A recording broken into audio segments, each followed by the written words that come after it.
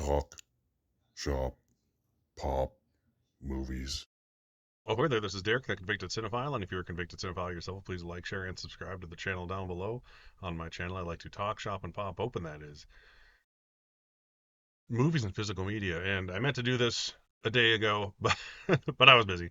So here are the my final Oscar winners predictions for the below the line categories.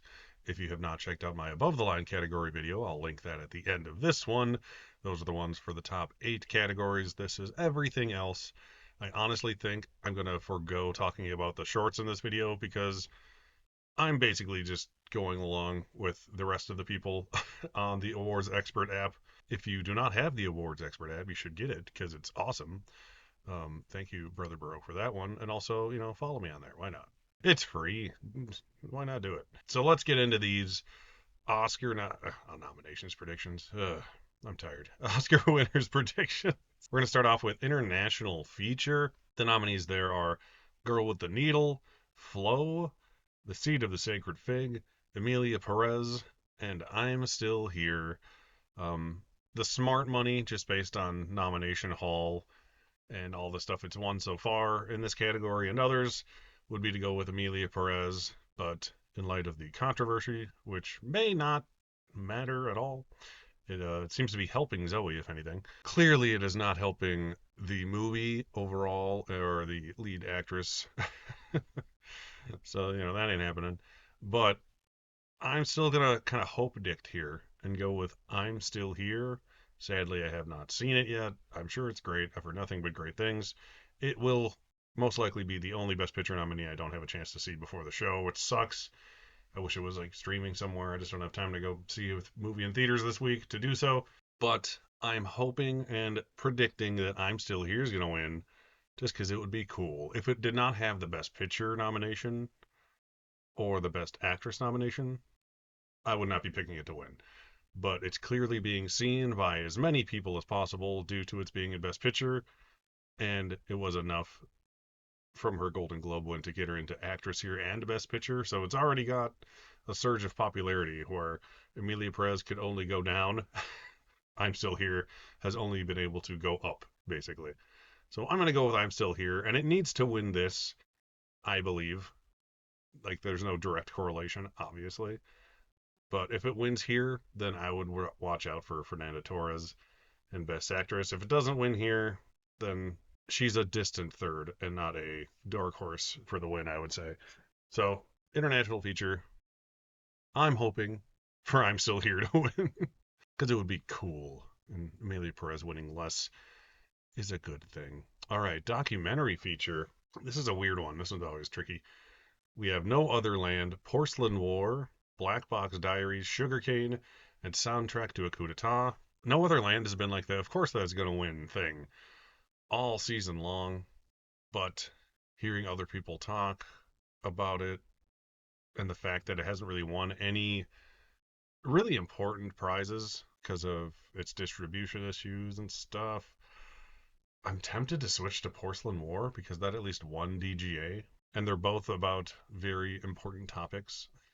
So I don't know. Part of me wants to switch to Porcelain War, and then it'll end up being No Other Land. You know what? I'm gonna do it in the moment. Switching it right now. Save it. I'm gonna go Porcelain War just because there's essentially no evidence that I can think of that No Other Land is the sweeper everyone's making it out to be. And Porcelain War at least won something. And it's about the Ukraine, which doesn't hurt, or so I've been told.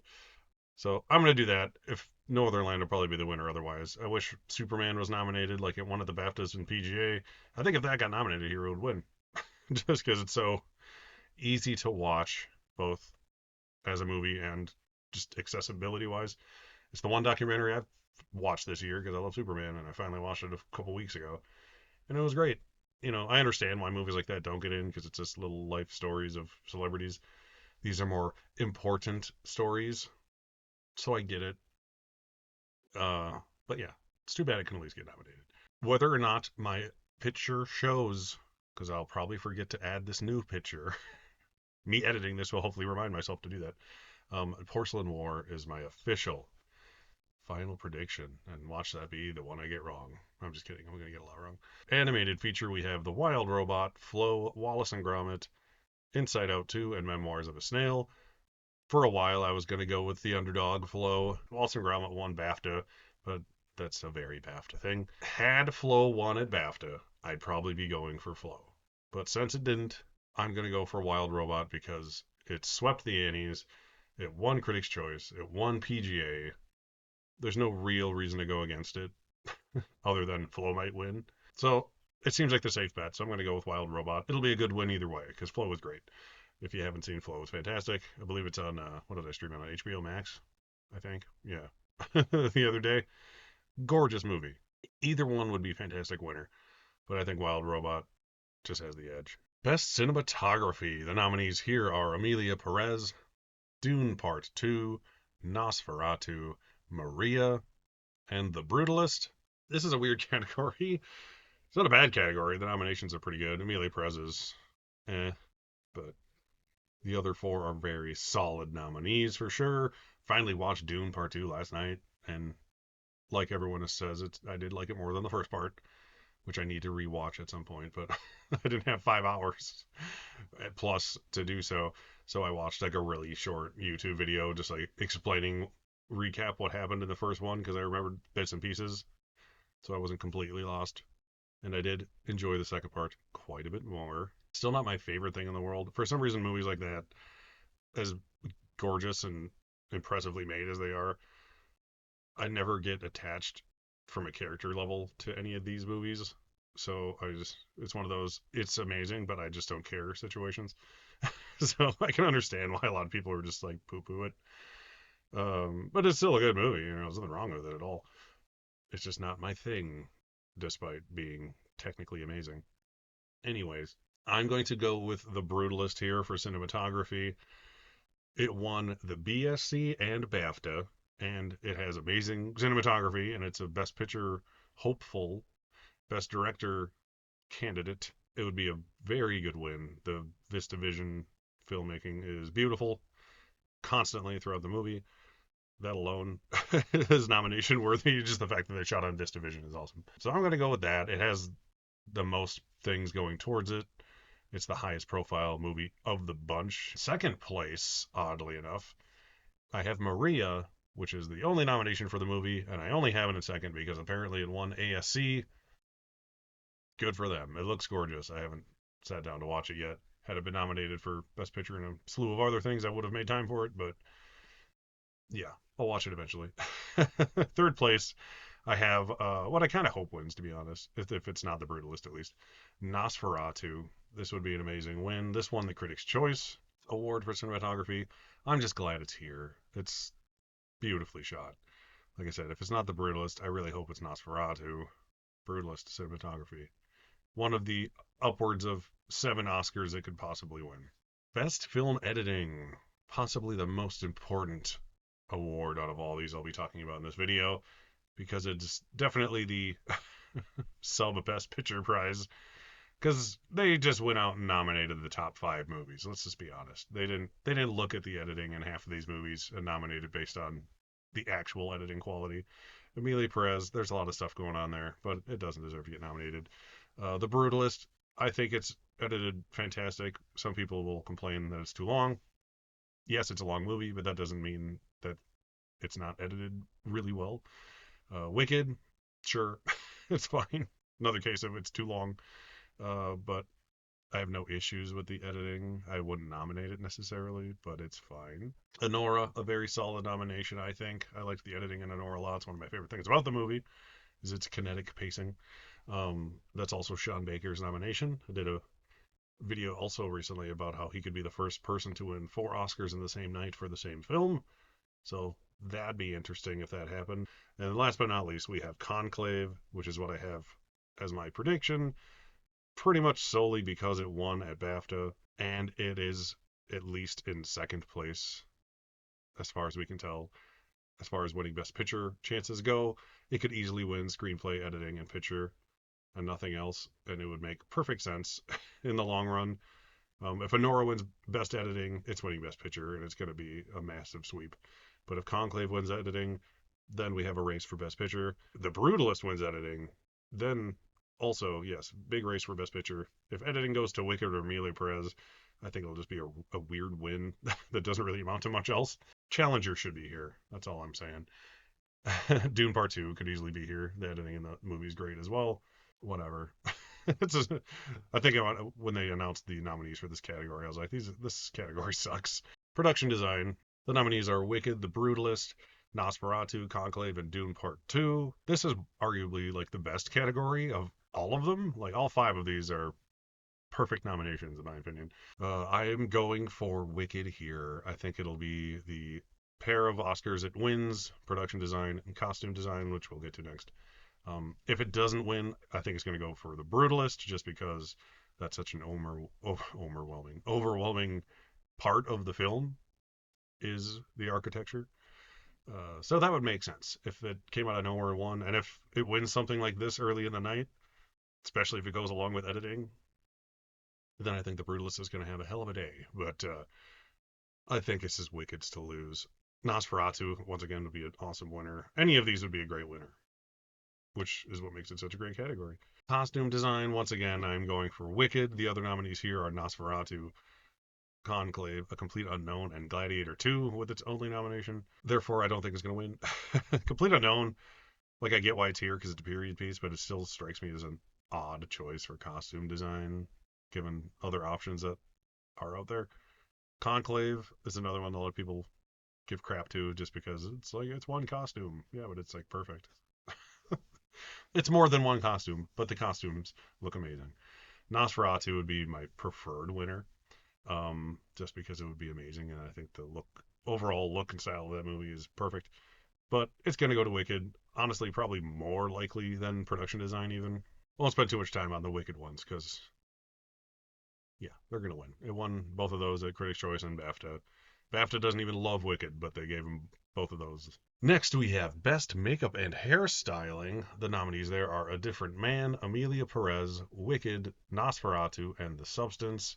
There is no reason not to go for The Substance, especially if Demi Moore has a solid chance of winning. I'm not predicting her to win, but that is partially because I want her to win and I'm stupid. And I just think like that sometimes. But Mikey Madison being in the Best Picture frontrunner gives her the edge, as I explained in my other video. But I want The Substance to win here, and I want it to win Best Actress. If Nosferatu, by some miracle, won over The Substance, it would be the only other winner that wouldn't piss me off. So I'd give it points for that at least. Wicked's a solid nomination. Amelia Perez, this is my favorite of its undeserved nominations. It's the one that I'm like, yeah, that's cool, even though there's just not much of it in the movie. And A Different Man is just an awesome nomination to have. Not too much time to be spent on The Substance winning makeup because it seems pretty obvious. Best visual effects. We have Dune Part 2, Kingdom of the Planet of the Apes, Wicked, Better Man, and Alien Romulus. This is actually a really good category too. Like it's better than it seemed initially. Despite there being some weird effects in Alien, I think it looks amazing and it's a great nomination. This would have been a good production design and sound nominee too. Better Man, weird movie. Haven't seen it, but just the concept of it in general is just odd.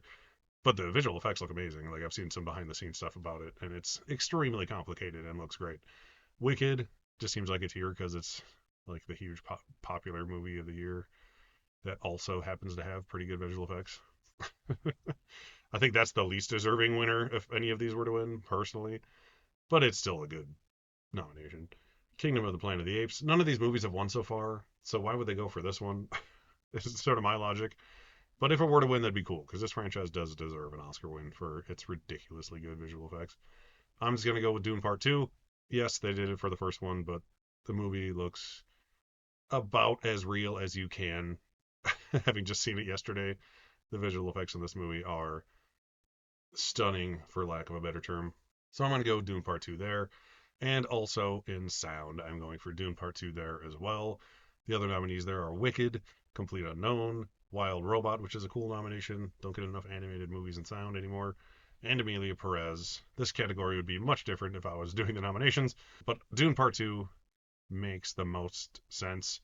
If there was still two categories for sound, like there should be for mixing and editing, I think Dune Part 2 would be winning sound editing no matter what and have a chance of winning sound mixing. I think Wicked may take that if that did exist.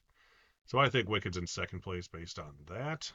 But yeah, Dune Part 2 just makes the most sense here. Plus, all three of these musicals might just kind of cancel each other out for some people. And The Wild Robot is the most unique nomination here. So if that were to win, that'd be my second choice. If Dune Part 2 didn't win, honestly, I'd probably prefer if Wild Robot won, since Part 1 already won this category a few years ago. I think Wild Robot would be an awesome winner for sound. I love when animated films win sound. Like The Incredibles did it forever ago, and I can't even think of how many other times in the past however many years have done that, but not many. Incredibles is always the one that sticks in my head though, like 20 years ago. Next we have original score. The nominees here are Wicked, The Wild Robot, Amelia Perez, Conclave, and The Brutalist. This is a good category that should be a great category, but sadly they decided to nominate Amelia Perez and Wicked in here. Wicked's music is good, but it's like just an extension of the already existing play, which I find weird that that's eligible, but not Dune Part 2. And I'm not even saying that as if Dune Part 2 should win. I'm just saying it seems weird that one's okay and not the other. This is going down to, I would say, The Brutalist or Conclave. If Conclave wins this, it's going to have a good day if it can take out The Brutalist here. But The Brutalist just makes sense, and it just genuinely deserves to win this category, at least with these nominees. If challengers managed to get in here, it might have won, but the Oscars hate challengers for some reason. But yeah, best score going for The Brutalist. It's the most impactful, memorable one of the five, I would say.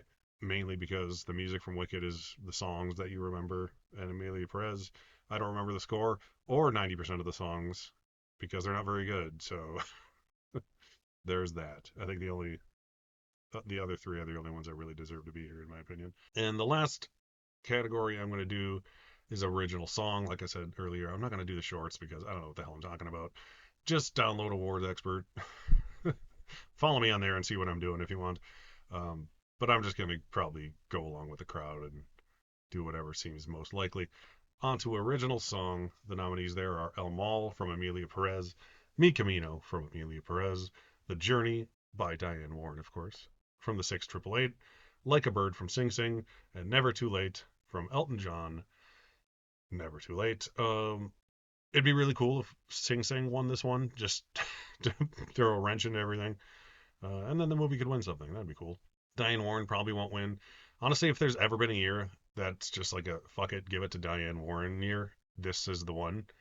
But El Mal has been sweeping too much to the point that it will lose at this point, especially considering it's Zoe Saldana's like big scene of the movie too. And I like El Mal. Out of all the songs in the movie, it's the least bad. It's the only one that I actually like enjoyed the scene that it was in. All the other songs were like either terrible or a chore to sit through. This is the only one that I actually found entertaining. So I'm fine with Elmo winning Best Song, given the lack of options. And that's all I have for today. Sorry this came out late for the five people who care. But once again, like, share, subscribe to the channel. Follow me on Award Expert as well. It's free, like I said, download it. It's a good app. After this year, you could start using it for the award season next year. Trying to think if I have any other videos coming up, but I honestly don't know if I have time to to do anything else this week. I will definitely do a reaction to the Oscar winners on Sunday night. I'm going to be on a live stream on Monday evening on my friend Mega Mike the Movie Man's channel. I haven't done a stream on his channel in a while, but we'll just be going over the Oscars with a few other Oscar loving folk. So I'll be doing that evening. So check that out on his channel. Once again, my name is Derek, a convicted cinephile. Thanks for watching, and I'll see you next time.